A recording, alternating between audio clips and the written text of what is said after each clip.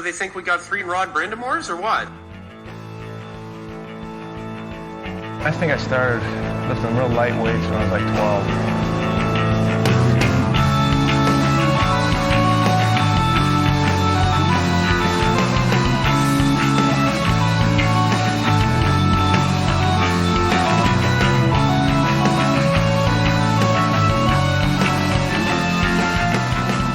You are now listening to the Rod the Podcast with your hosts, Jordan Betts and Mike Menn.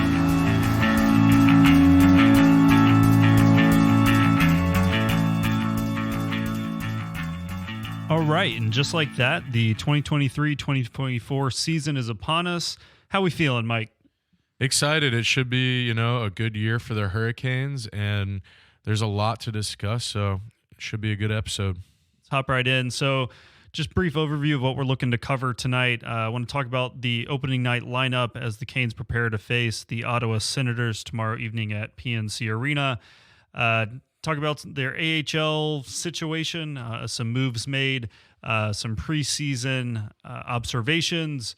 Talk about 2023-2024 season expectations. A lot of pundits obviously picking Carolina to win the cup or be right in the mix down to the end, and then a big announcement at the end. But like I said, let's hop right in. Yeah, I think obviously we mentioned we're going to start with the opening lineup. Very similar for the most part to last year.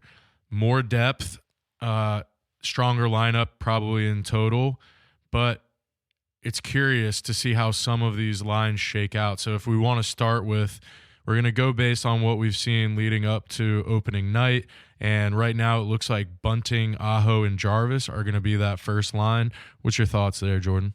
So, as you said, very similar to the lineup Carolina rolled out last season. But I think the big difference is, and kind of starts here with Michael Bunting and then trends down there with Lemieux and Orlov and others. I think there's just a little more edge to this team. It feels a little bit more built for the playoffs than rosters in the past. In Bunting, we've seen a guy that can play in the top 6 with high-skill players, but brings a little edge and sandpaper, something that Carolina has desperately needed. To me, I think this line really comes down to can Bryce Jarvis step back up after a bit of a sophomore slump last season? And how much of that chemistry does Bunting have early with Aho that he had, last year in Toronto, playing with their high school guys?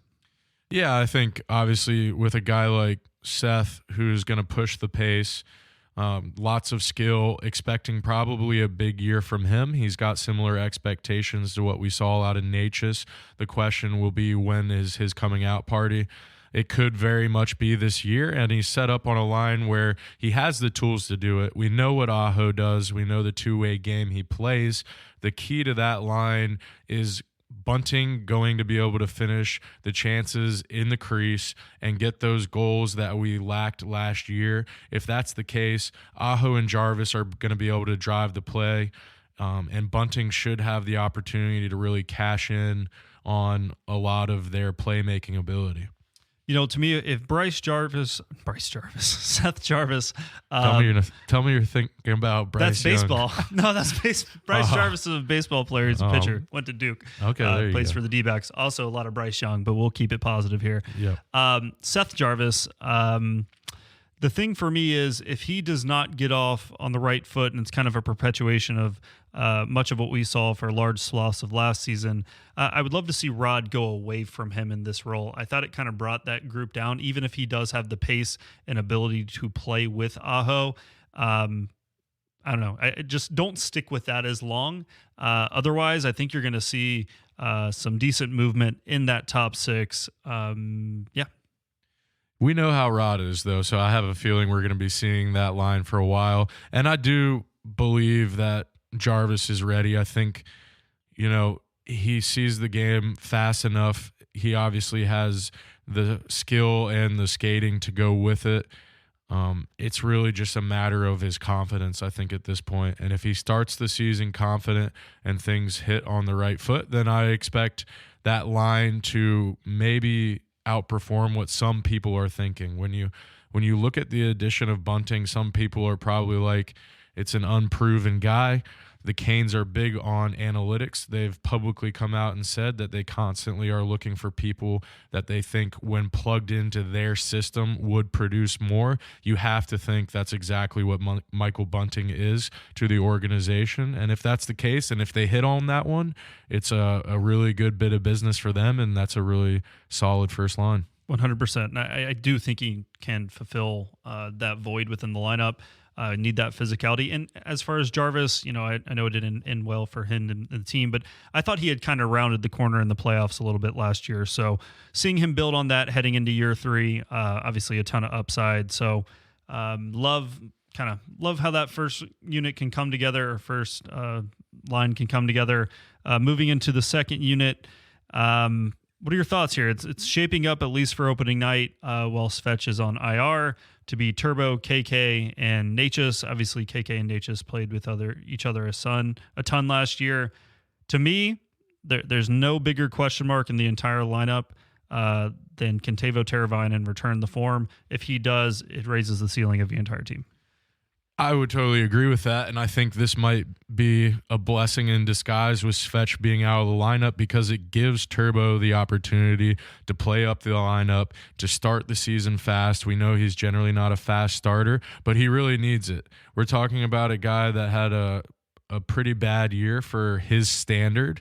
And, going into a contract year, it's a big opportunity for him to prove it. Because at the end of the day, if it doesn't work out on that line, you're probably bumping down to the Stahl and Foss line. And the reality becomes, are you then something that's moved out to bring in greater value? And, you're not going to want to spend that much money on a third line forward. We've seen the Canes do it historically with Stahl over the past couple of seasons. But will they hold on to Turbo in that scenario? I think this organization has really showed they do their business in the offseason. Rod is a big believer in the guys that he has in the room, and he's come out and said that he's been on teams in the past where if they had just stuck together, he thinks they would have gotten a cup. So I know this team likes to hold on to that core, and maybe, even if he doesn't have the best start, they hope that by the time playoffs come around, we get a better version of Turbo. But he's certainly the player that's on the hot seat, but he's getting a really great opportunity with Svetch being out to really build his game and show what he's still got. No doubt. And really coming off an off-season last year where he, by reports, he didn't really come in shape, just wasn't meeting the standard of the expectations for himself, for the team, what Rod has established. That doesn't seem to be the case this year. But yeah, like you said, he's got to get up to a good start. This is a great opportunity. I think that's a really complete line for how those guys really should mesh together from a talent perspective and a style of play. Martin Necas was last year a fluke. Is he going to build on it? Really, if you start stacking seasons like the one he had a year ago, you really ascend into a different category of player. I think that's absolutely what occurs. The next question for him is contract, but now's not the time to talk that. No, I mean, but like you said, if things start hot this season, I mean, he's in line for a pretty substantial pay raise. I believe he's at $3 million right now, and that contract is coming up. So something definitely to keep an eye on. And I like that Svetch is not being rushed back. I'm sure Svetch does not like that. But at the end of the day, when you're thinking about the lineup, we know that Svetch, KK, and Necas are a great line when they get rolling. If we can get that first line that we talked about earlier to produce and mesh, I think you're looking at 2 strong lines, and then you're pushing a guy like Turbo down the lineup. You're pushing a guy like Martinook down the lineup. You have other guys you can bring in that bring that sandpaper and grit that we've been talking about. At the end of the day, it's not all necessarily about physicality and hitting, but sometimes it's about the attitude that you approach the game with.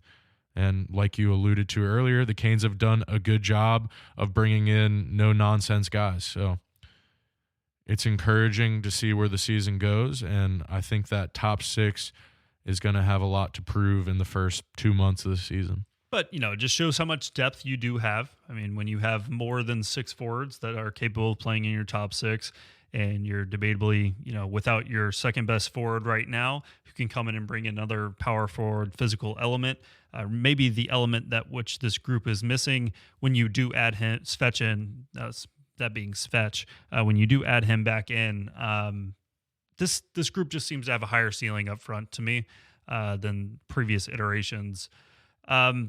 No real need to talk about the third line. It's Old Faithful. We've seen it for a number of years now. That is Martinook, Stahl, and Fost. You know what you're going to get. They're going to bring it every night. They're going to be a tough matchup. You love to have them on the road.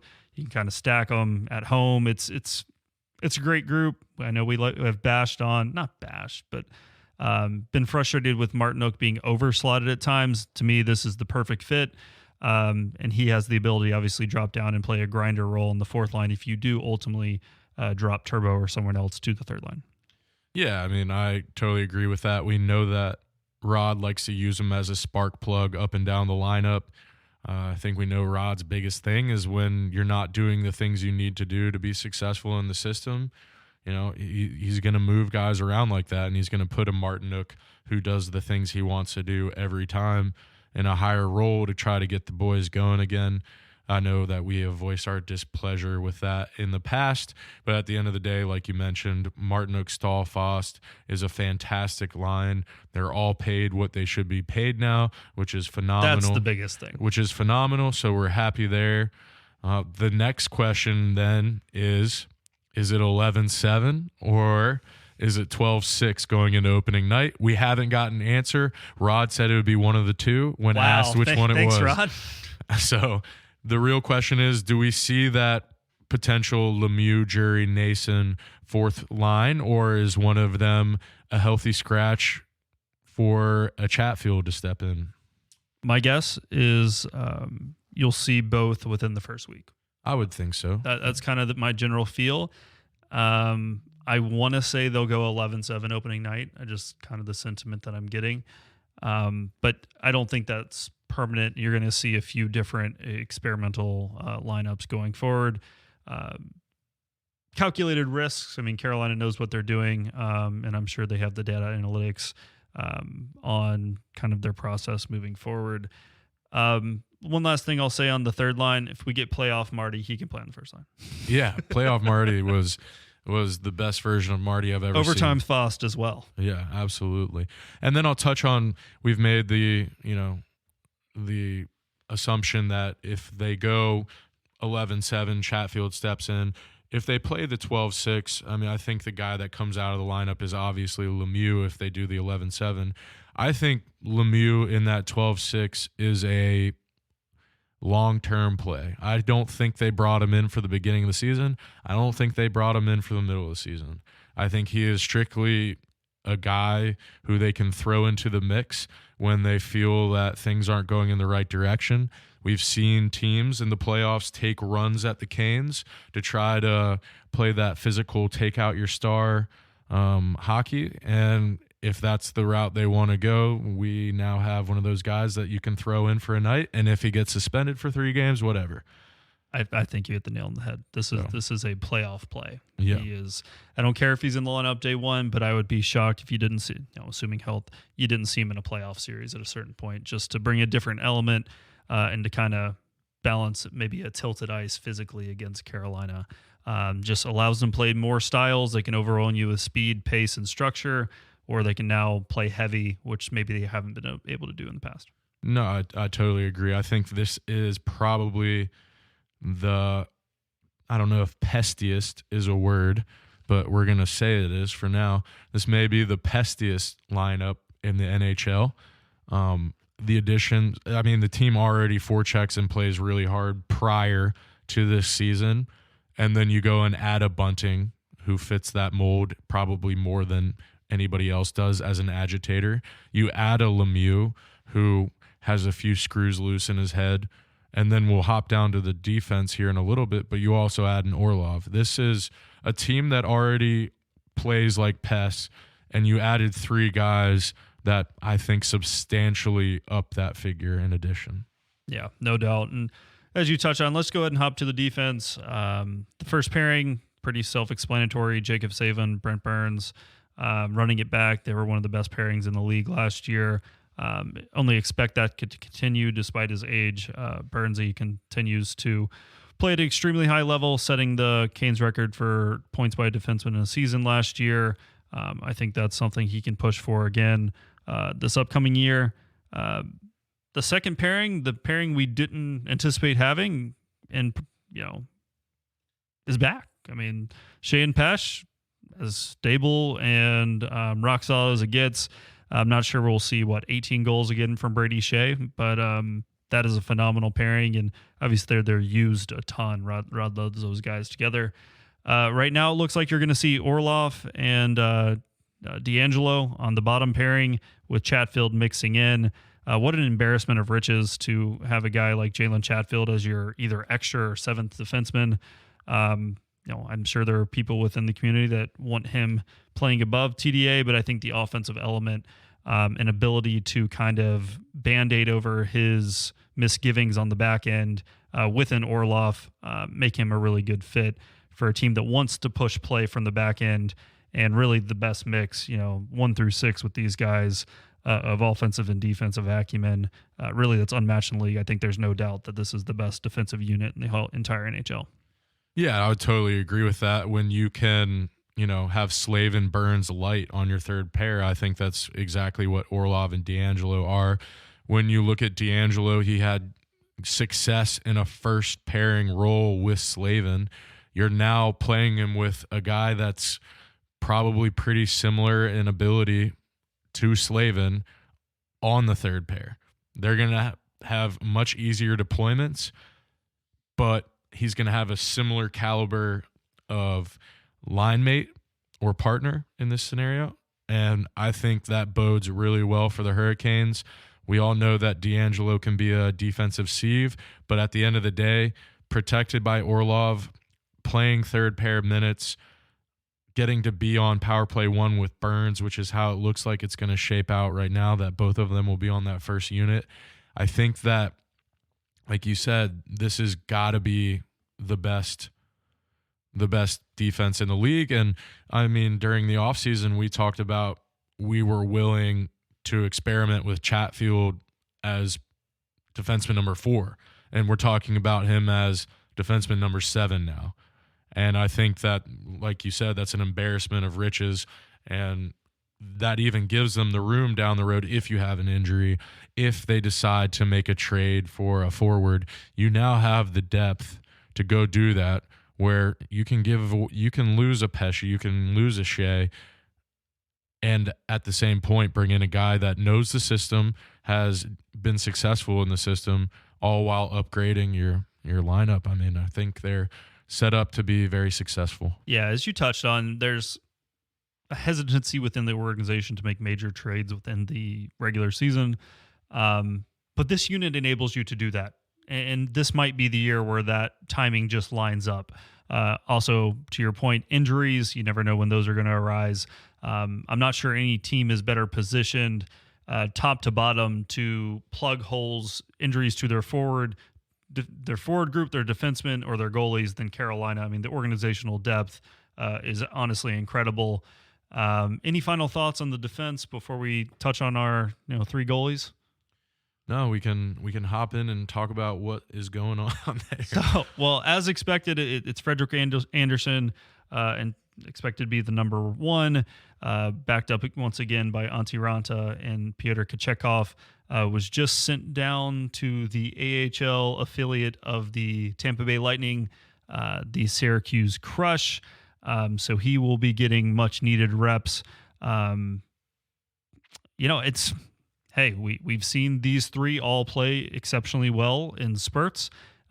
Freddie reestablished himself as the one through the playoffs last year.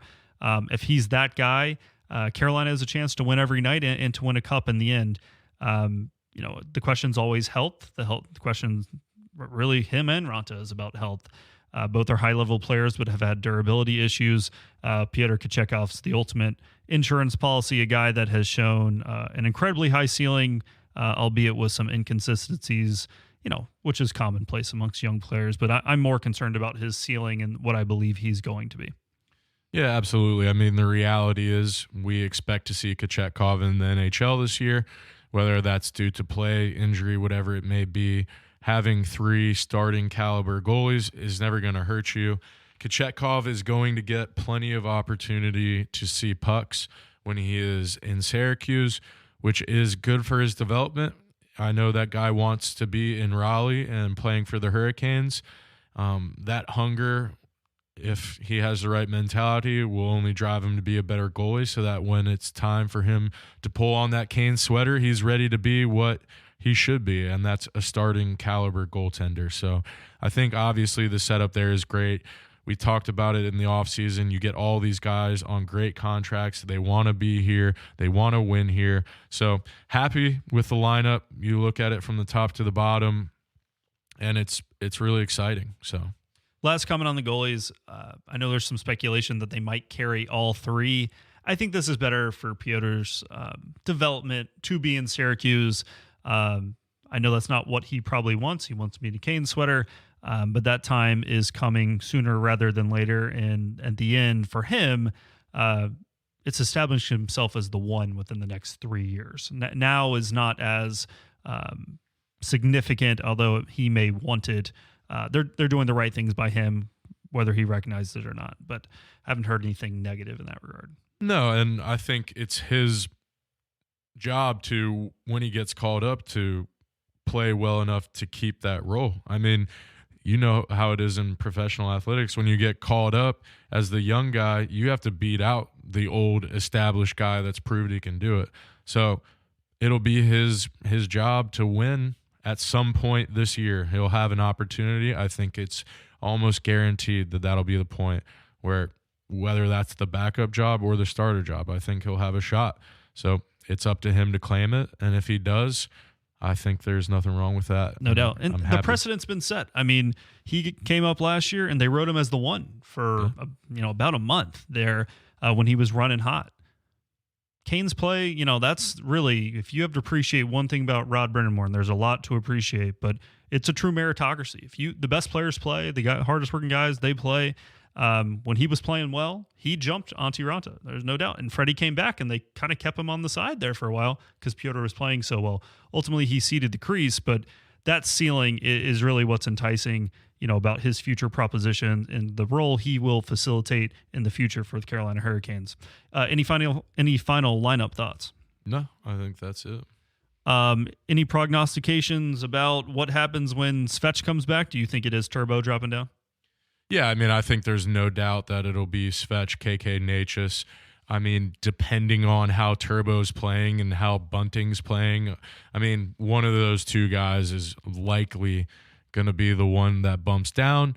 Would love to see Turbo turn it on and play really well. I think Bunting can really play on any of those top 3 lines and be successful with the finisher he is. I mean, he'll drive and get in there. I could honestly see him working pretty well with Stahl and Foss in the sense that they're going to get net front a lot. I see him winning those puck battles and putting it in the back of the net. Martinook, Stahl, and Foss is a tough line to play against. Bunting, Stahl, and Foss would just be not fun. You'd have a little more scoring juice. Combo that I'd like to see at a certain point would be Bunting, Aho, and Svech. It's 3 lefties, which isn't ideal. Rod doesn't like to do that.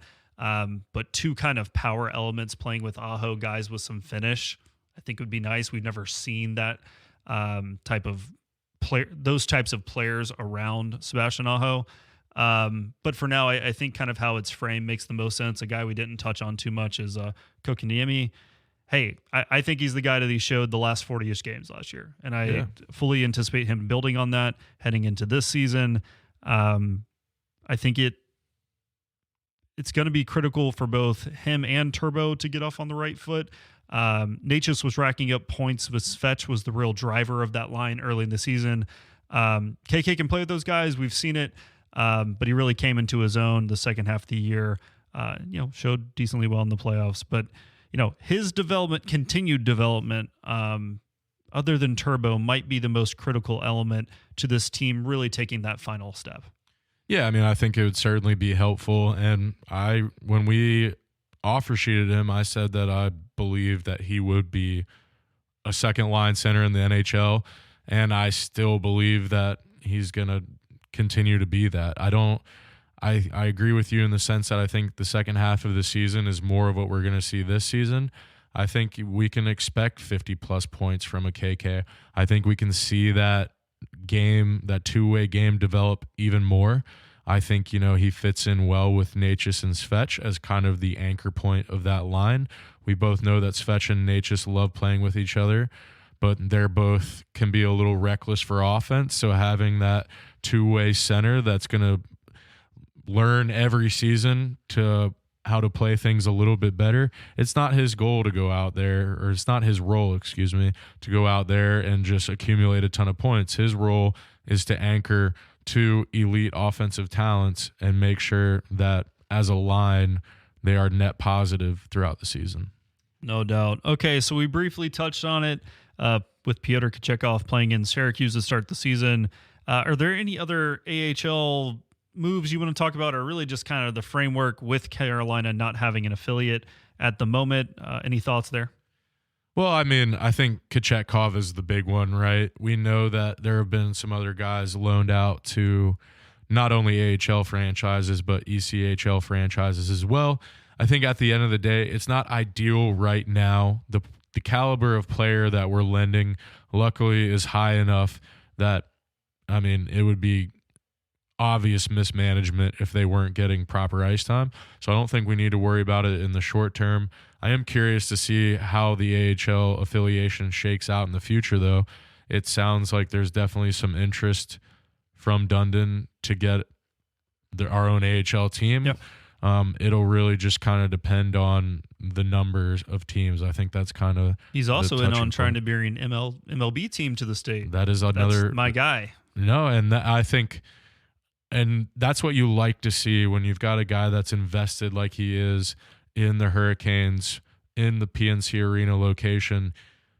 He's obviously in on the Raleigh market in the long run. I've read a few articles now about his perspective on it, and he's very bullish on the Raleigh market. And it takes guys with, that much pull to go out and get these kind of things done. And I mean, if you asked me what made the most sense to come to Raleigh next, it would be either MLB or MLS. Totally. And I think MLB is the more realistic one at this point. Yeah, with Charlotte already getting MLS, you're probably not getting two teams within the state. So baseball, I mean, candidly, the fact that North Carolina doesn't have a MLB team and there's a gap within the map between Atlanta and Washington seems like a big misstep for Major League Baseball, especially with how quickly this area has grown, both here and Charlotte. I think as long as you get one, I think that's perfect. I'm biased. I'd rather have it here. But yeah, Tom Dundon fully invested. We didn't talk about the renovation to PNC. I think that's fantastic news. As you touched on, shows that he is invested not just in the Canes, but in this community and keeping them here, growing the franchise the right way. And it's been really great to see the media narrative around him shift to this kind of outsider, brash, going to do it my way, to now he runs what's considered the most innovative team in the league, and he's getting praised widely throughout the hockey community. So I know we've been tough on him at times, but right now, I mean, the guy is beyond reproach and could not be more thankful that he is our owner. I would love if he could own the Carolina Panthers. Yeah, he's not perfect, but everything he does has been in an effort to build the franchise, right? And there's been moments where you wonder how sustainable it was going to be, like the approach he had to certain things, and it's been successful so far, and we're grateful for that. And that they have stadium zoning only 3 minutes away from where we're sitting right now. Downtown South has stadium zoning where originally they were going to put MLS the soccer team. Yep. fields. So there is already a place in downtown Raleigh that has zoning for a stadium. So if the MLB does come down here, they've already got a spot where they can get started on building right away. So super exciting for Raleigh as an area. Hopefully we don't get Charlotte throwing rocks at us again like they have in the past. But the truth is, it could be two, but one city between Charlotte, Nashville, and Raleigh is going to get a team. And so we digress. Yeah, I know you didn't. We're not now a baseball pod, but that's a couple of baseball. This is a record for baseball references. Really nice little overview there of kind of what's going on with the AHL and kind of the macro dynamics of things going on around the Carolina Hurricanes that are not directly related to the on ice product. I just love how invested he is in the community. Mike, give me your thoughts on some preseason performances, surprises, anything that kind of comes to mind as we head into the season that you think is worth mentioning. Yeah, I mean, I think the one we have to start with is Felix Unger-Sorum, second-round pick this past year, just turned 18 years old, had an impressive preseason. It's interesting. He could be NHL ready in the next year to two. There was a real outside shot that he made the roster straight out of the preseason. It's probably best for him to go back to Sweden like he has and get a lot of playing time. But you have to be really excited about a guy that the Canes were high on. He's got the confidence and poise of an NHL player already. He's got the skill set and the vision. Probably needs to fill out his frame a little bit. Honestly, not that he's not comparing him to Aho, but there's a lot of things that are similar to Felix Unger-Sorum that remind me of when Aho was coming in after his draft year and how he impressed people, and then next season there he is on the roster. I think it's a little harder to break in, not a little harder. It's substantially harder to break into the Canes roster now than when Aho broke in, but I think we can expect to see Felix Unger-Sorum in the near future if he continues to develop like he has. So exciting to see that in the pipeline. Right. It's just a testament to how well Carolina has drafted and the really guys they've gotten outside the first round. They take shots. They have a type, and they understand the opportunity cost within the draft. Okay? And I think a lot of organizations do not correctly assess the positive benefit and net gain of hitting on a player outside the first round versus the cost of missing on that pick. Too many teams are trying to hit singles and doubles instead of going for the home run guys that can actually impact the lineup.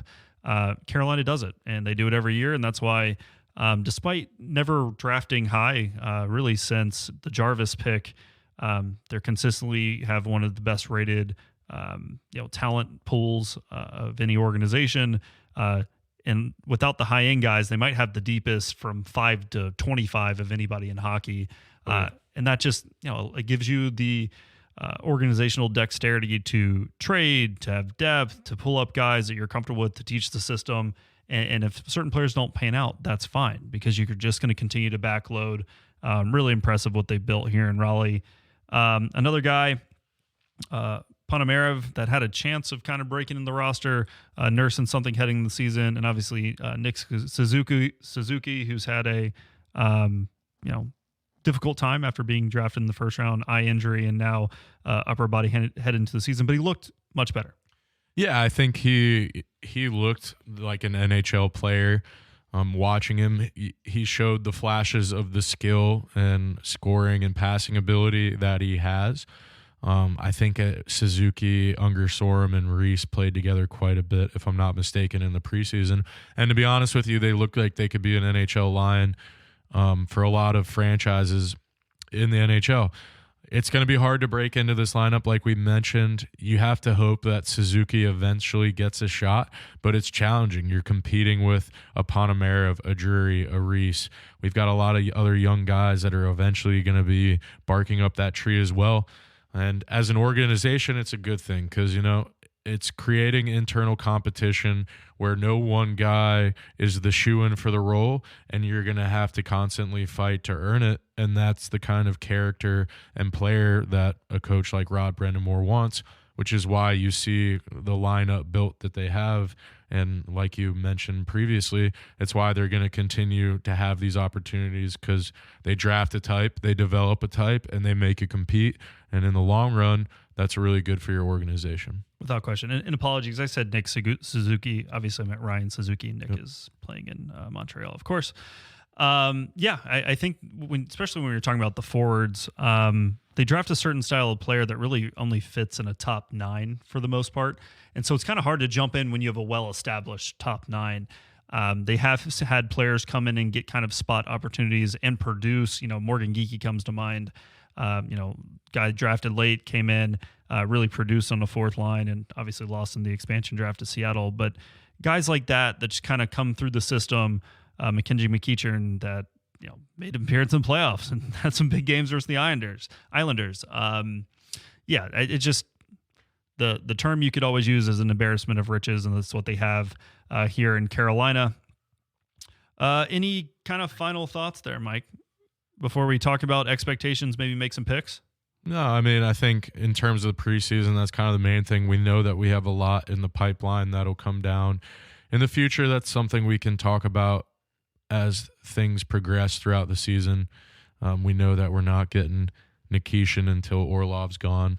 So at the end of the day, those are the main highlights. And at some point, there's a decent chance that some of these guys are going to get called on this year. Unger Sorum's going to stay over in Sweden, but I think that Reese, Ponomarev, and Suzuki will likely get a shot at some point this year due to injuries and play or whatever it may be. So we'll be curious to track their progression and see if any one of them can crack the lineup. No doubt. Okay, so time's here. Let's make some picks. You want to start with the Metro or finish with the Metro? Your call. Okay. Your call. Well, we're going to finish with it, add There some we dramatic tension. You want to just pick a winner of the Atlantic or name your top 3 teams? Let's go winner for Okay. outside of the Metro. Okay. I mean, Boston. No way Boston. Not- I mean, yeah. can't repeat that.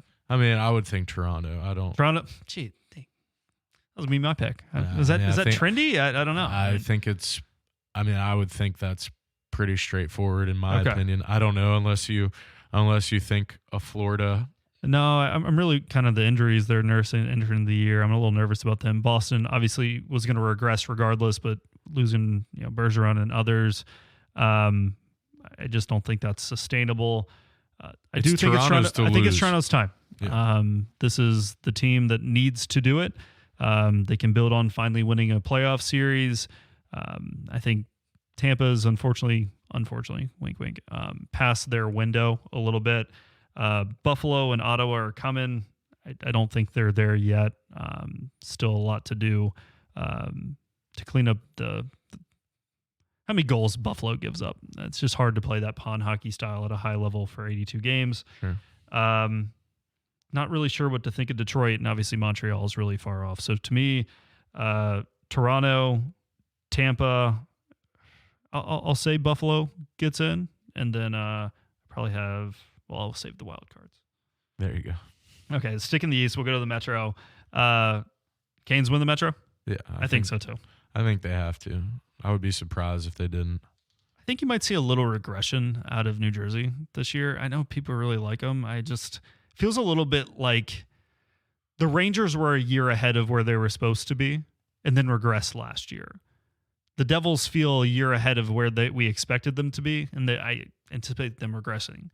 Regressing still means to me a second place finish in the division.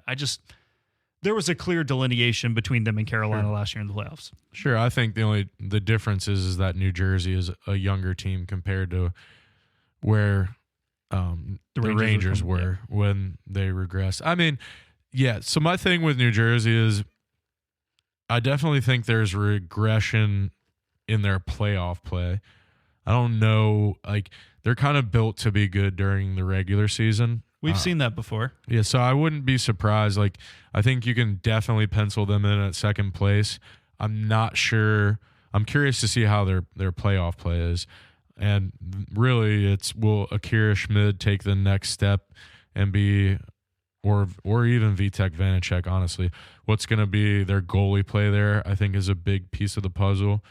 In the playoffs, I mean, if you look at a team like the Canes, they're clearly built to push around a team like the New Jersey Devils. So I'm not sure what their expectations can be in the playoffs, but I do think that they probably finish second in the Metro.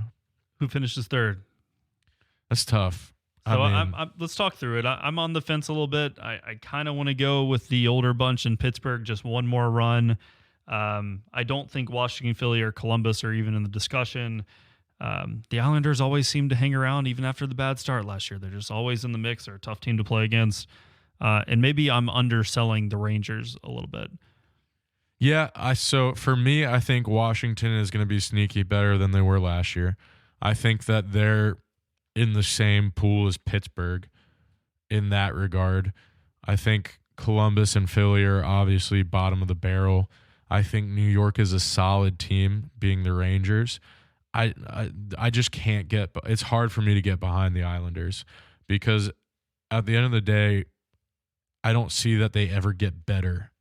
I couldn't get behind them when they were going to the Eastern Conference Final. I don't see what they've done to take that next step either, and they're getting older. And I mean, is Horvat gonna turn in the guy he was in Vancouver? They have the goalie. Yeah. That's at the end of the day when you have a top 5 goalie in the league and the system. You're gonna make the playoffs, but it's not gonna be pretty. I don't know. Who's your 3? Got to give me a 3. Honestly, I think it's the Rangers. Okay, so Canes, Devils, Rangers. I'll go Canes, Devils, Pens. Your wild card teams are who? I would think I think it's 2 Metro teams. Do you? Yeah. So I'm going to go with Florida, and I'll take the Rangers. I'm thinking, so for me, if we're going to recycle back, I don't think Boston makes the playoffs this year. I have them out too. So I think you're probably looking at Toronto. I think Florida supplants Tampa Bay as the team in Florida. So I think you're probably looking at the Panthers in there as well. Honestly, I could see without Vasilevsky for the beginning of the season, they could dig themselves quite the hole in Tampa Bay. I'm going to go out on a limb, and I'm going to say Pittsburgh and Washington are the 2 teams that get in. No Boston or Tampa in the playoffs. Right? I don't think so. I love it. That's not. I don't think that's a hot take. I just think it's a kind of a ballsy one. I think it's the end of the road for Boston for the most part. They might squeak into the playoffs, but I'd rather take my chances with Pittsburgh, and I could see Washington rebounding this year and having a much better year. Kind of last year being a reset, but now they're going to go again type deal. Yeah, I think they'll be good enough this year to sneak into the playoffs. And we don't have to do a deep dive in the West, but kind of give me between 1 and 3 teams that you think could make some noise and kind of look out for as potential, cup participants. I mean, you have to go back to the Golden Knights. No doubt. That roster is well built for winning now. So I think you have to look at them. I mean, I think Seattle has grown a lot. We'll see if they take another step this year.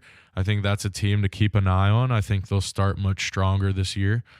And then, honestly, you could have LA as another sneaky team in there. They're young, but they've got a lot of talent, and they don't play. Up the middle, I mean, they are as hard to play against as anybody. Yeah, and their schedule isn't going to be the most challenging, so I think they definitely have a shot to sneak into the playoffs, and if they take the steps they need to take, that's another team that could be hard to beat. Obviously, there is a lot of dead weight out in the West. I think Arizona got better, but I think they're still bad. I'm excited to see what Cooley does with Arizona. But San Jose is very bad. Who knows what's going to happen with Vancouver? I mean, franchise is. I don't really necessarily follow what their plan is. I think they're lining themselves up to lose Pettersson at this point when the next contract comes up. I mean, I don't know if Calgary has a rebound this season. I mean, Huberdeau is out there saying that he feels much better and blah, blah, blah. So, I mean, the West is kind of honestly a shit show for no. Yeah, I think you have, to me, there's 4 or 5 teams that really stand out. The teams you name, plus I would throw Colorado and Dallas in there. Yeah, definitely have to have them in there. Winnipeg, hey, congrats on your big signings. To me, it feels like you're just strapping your team into purgatory for the next, 7 years. Hellebuck's as good as anyone, but I don't think they have the roster around him to really make any noise. I would say they snuck in the playoffs, but if they weren't in the West, that doesn't happen. Well, and how does Hellebuck age as a goalie? Sure. We'll see. They've certainly bet on a few things, that those players will be good into the future and that the cap will go up enough to where they'll be more palatable. But they have certainly spent a lot of money on guys that will be 38, getting paid $8.5 million. So the only team we haven't mentioned is the Oilers. I think the most trendy pick out there right now is a Canes Edmonton final, a little 06 remix or rematch. I don't know. It's probably the three best out there: Edmonton, Vegas. Pick your third. Colorado. Yeah. Those. I mean, that's the easy guess. Nichushkin's back, right? Mm-hmm. I think we know what Colorado is. They've got plenty of star players. You got Rantanen. I mean, you've got McKinnon. Health for them has Makar, been such a big deal. Landy's pretty much seems like might be done at this point. We'll see. Hopefully he comes back for them. But yeah, to me, outside of those three teams, I do like the Kings.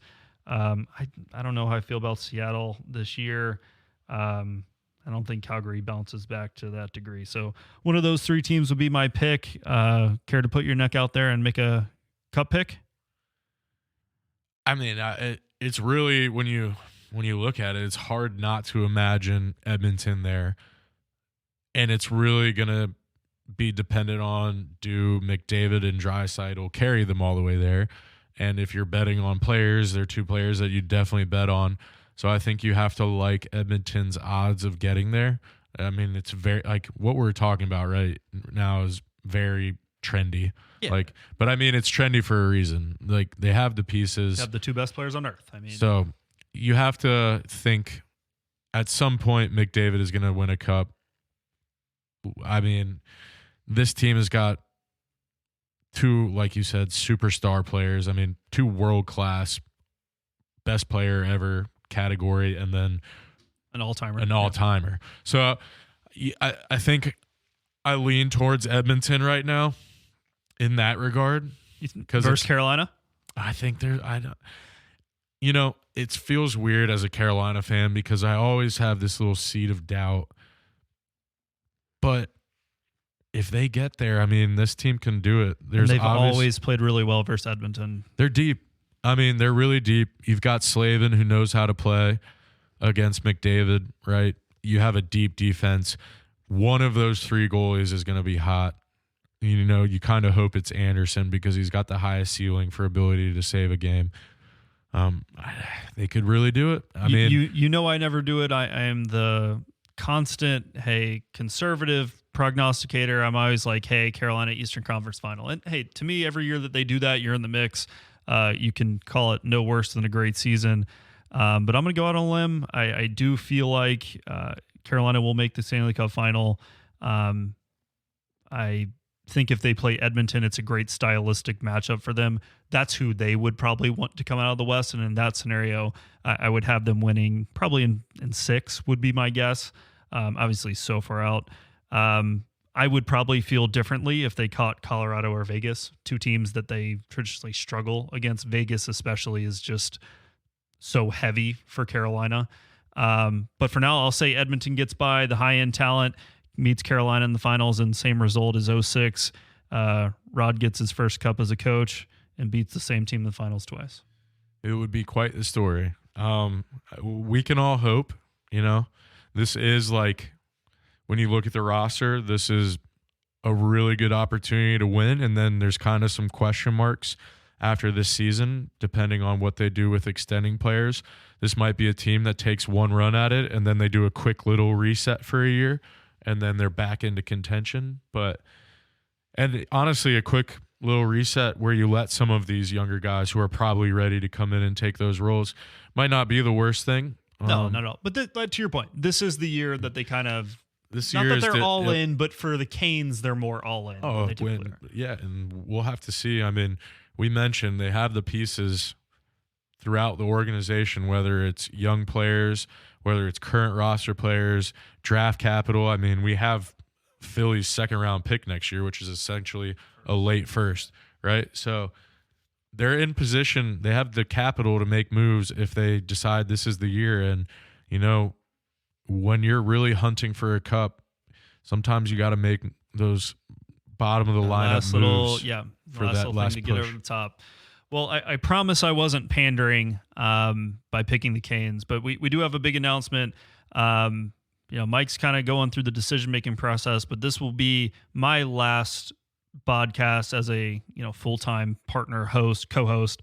Moving to Seattle, took a job at the University of Washington. Really excited to get out there, go to some Kraken games, and kind of build our lives as we move for professionally. And this is a really good thing. So bittersweet, but Mike may keep it going, might find another co-host, TBD. That's for him to decide. If he does, I will absolutely call in and be a guest every once in a while as I go hang out with my buddy John Forsland. Yeah, no, I mean, it's been a great run. I don't even know when we started this, to be completely honest. It was a COVID thing for sure. Yeah, so this is episode 41. At the beginning when we started recording, we always joke that it took us like 4 hours to record an episode. Now we do it in one cut. Yeah, now everything is one take and we just sit here and knock it out, which if the quality is dropped, you know why now. But no, I mean, it's been a great time. And dude. Exciting stuff for you. And we'll see how much energy I have to keep doing this. This was kind of like, I think you just have have like tryouts, like rotating rotating partners. Well, then I gotta tell people you didn't make the cut. I'd rather not. Like you said, some great moments. Whatever you guys do, please don't go back and listen to the early episodes. They are we were raw, we were rusty, we were to newbies, and might have to not that we're perfect now, but kind of hit our stride a little bit. Do it in one cut, one take. It's been an absolute pleasure. I mean, so much more fulfilled by this than I thought it would be, as I thought it was just a time-wasting activity when we were all bored and stuck in our homes. To say we got to interview John Forsland and really have the most candid interview that he's provided on his time here in Carolina in that exit. Just an A-plus guy, and we're honored to have kind of not broke that story, but added more depth to it. Sure. Obviously getting to hang out and record a podcast with you, one of my best friends, is really appreciate that. And we'll miss Raleigh, but this is not goodbye. This is see you later, and always going to be a Canes fan, and hope you come out to Seattle and catch some games. Yeah, we'll definitely do that. And like I said, hey, I mean, this started as us sitting next to each other at Canes games, talking the entire time. We're like, we should probably save everybody sitting around us the annoyance of us talking. It was kind the of a entire vent game. session at first. No, at the beginning, it was certainly a vent session, and it slowly turned into excitement. And it's a great season, so hopefully this leads into a great season for the 100%, and that's why I had to pick them to win, right? That had to be on record for my last one. I mean, what a turnaround. No one's gonna remember. No one. No. What a turnaround, Mr. for Jordan. I couldn't stand the decision making process, and now I could not be more on board. I mean, a full 180 convert here. But yeah, let's get that on record. No one's ever gonna remember if I said it and they don't win it, but I can always call on it if they did. So there you go. Signing off for me. Any final thoughts? No, we'll see what happens. I still haven't made my mind up. I've just been like, I got to figure out if I have the energy or not to keep it rolling. We'll see. It does take time, but I want to thank all you for listening, your engagement. We've had so much fun getting to know a number of you, and building a little bit of a brand at a time for the Rod the Podcast. But it's been great, and go Canes. Go Canes.